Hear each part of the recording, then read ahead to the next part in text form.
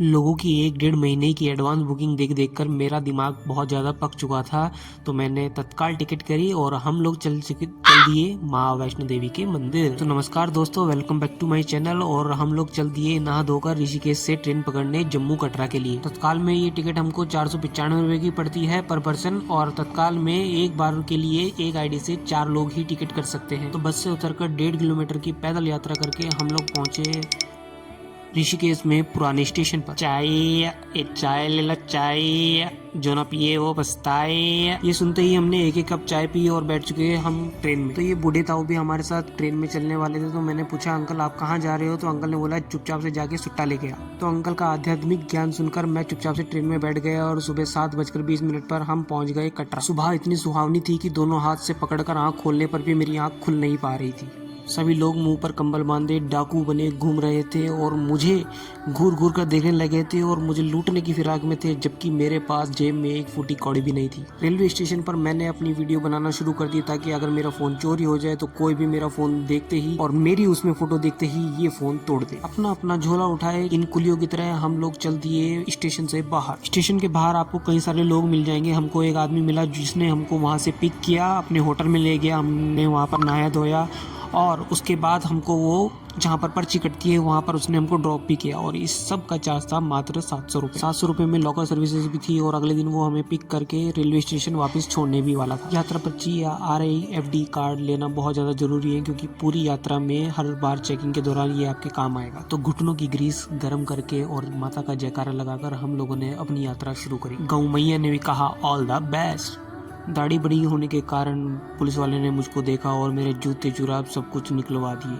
शायद वो मुझ जैसे आदमी पर कारतूस ढूंढ रहा था। उसको अचंभा तब हुआ जब मेरी जेब से कारतूस की जगह 2 पल्स टॉफी की गोलियां निकली। फर्स्ट चेकिंग होने के बाद लोग बाणगंगा में स्नान करते हैं, पर क्योंकि हम स्नान पहले से करके आए थे तो हमने वहां पर पंच स्नान किया। पंच स्नान का मतलब है 2 हाथ 2 पैर और 1 मुंह। कहा जाता है कि जब माँ त्रिकुटा पर्वत पर जा रही थी तो लांगुर वीर की प्यास बुझाने के लिए माँ ने धरती में एक तीर मारा और वहां से बाणगंगा की उत्पत्ति हुई। चढ़ाई में सभी लोग माता का जयकारा लगाते हुए आगे बढ़ रहे थे, पर मामी के मुंह से बस एक ही बात निकल रही थी, वो थी मैं तो थक गई भैया, मैं तो फिर से थक गई, मैं तो तीसरी बार थक गई। रास्ते भर में आप लोगों को खाने के लिए वैष्णो भोजन, फ्रूट चाट की दुकानें और पीने के लिए पानी मिलता रहेगा और साथ में शौचालय की भी व्यवस्था कराई गई है। तो पग पग चलते हुए हम पहुंचे माँ अर्धकुमारी के द्वार, जहां पर ग्रुप के हिसाब से दर्शन करने के लिए टिकट दिए जाते हैं। तो जो हमारा टिकट आया था वो 24 घंटे बाद का था, यानी कि जो दर्शन होने थे वो 24 आवर्स वेटिंग में चल रहे थे। तो हमने वो वेट को स्वीकारा और हम लोग आगे वैष्णो देवी धाम के लिए चल दिए। अर्धकुमारी से 2 तरीके के रास्ते जाते हैं, हाथीमठ और हिमकोटी। आप लोगों को हिमकोटी रास्ता लेना है क्योंकि वो जो है आसान है चढ़ने के लिए। जो हाथीमठ की चढ़ाई है वो काफ़ी ज़्यादा खड़ी चढ़ाई है और वहाँ पर जो है घोड़े भी चलते हैं, लेकिन आपको हिमकोटी में कोई घोड़ा वगैरह नहीं दिखेगा और वो काफ़ी ज़्यादा साफ़ सुथरा रास्ता भी है। पूरी दुनिया घूमने के लिए इधर उधर जा रही थी, पर माता जी ने जो हमको इवनिंग शो दिखाया है उसकी तो मैं कल्पना भी नहीं कर सकता था। इतनी सुंदर शाम तो मैंने कभी जीवन भर में नहीं देखी थी। ऐसा लग रहा था कि जैसे कि पूरी दुनिया थम सी गई है, बस एक चीज़ चल रही है, वो है सिर्फ हमारे दिल की धड़कन। वैसे हम लोग भी हौली हौली चलने लगे और चलने लगे हौली हौली हवाएं भी। अच्छा, मुझे इस बात की खुशी थी कि किसी भी पुलिस वाले ने दोबारा मुझे किसी आतंकी की नज़र से नहीं देखा। शायद पहले वाले पुलिस वाले ने सबको बता दिया था।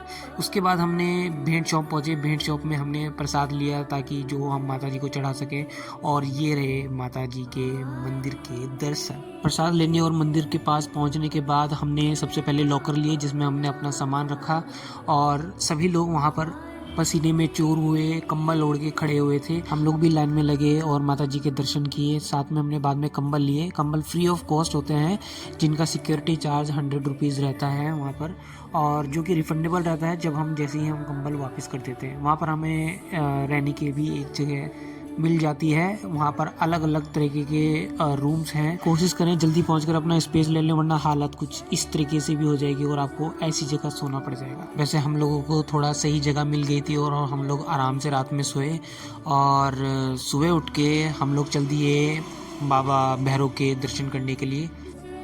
बाबा भैरव की काफ़ी ज़्यादा खड़ी चढ़ाई है, तो आप चाहें तो पैदल दर्शन भी कर सकते हैं, अन्यथा वहाँ पर 100 रुपये में रोपवे की सुविधा भी उपलब्ध है। आप 100 रुपये पर पर्सन के हिसाब से रोपवे का रूट ले सकते हैं और अपनी यात्रा माँ वैष्णो धाम से भैरव बाबा तक पूरी कंप्लीट कर सकते हैं। आते वक्त मुझको ये चील का चुग्गा मिल गया था। इसके 2 छोटे छोटे सींग थे और मैं समझ नहीं पा रहा था कि ये मुझे घूर घूर के क्यों देख रहा है। थोड़ी देर देखने के बाद इसने हमको टाटा बाय बाय कहा और थोड़ी देर बाद हमको इसका एक साथी मिला और ये पेशे से एथलेटिक दिखाई पड़ता था। हम लोग हिमकोटी मार्ग से ऊपर चढ़ के हाथीमठ वाले मार्ग से नीचे उतर रहे थे अर्धकुंवारी दर्शन के लिए, और उस दर्शन में हमको ये सीन्स दिखाई दिए। अर्धकुंवारी मंदिर पहुंचते ही हमारा नंबर लगभग आधे ही घंटे में आ चुका था और हमने माता जी के दर्शन किए और हम लोग निकल पड़े नीचे रेलवे स्टेशन जाने के लिए। घर वापस जाने की बुकिंग मैंने तत्काल में कर ली थी और ये सब चीज़ें मैंने होटल में बैठ के ही कर लिया था।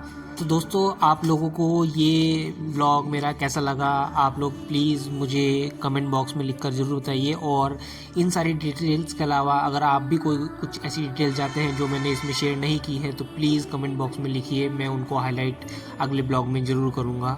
धन्यवाद। प्लीज़ अपना स्नेह बनाए रखें, लाइक करें, शेयर करें, कमेंट करें, सब्सक्राइब करें। धन्यवाद।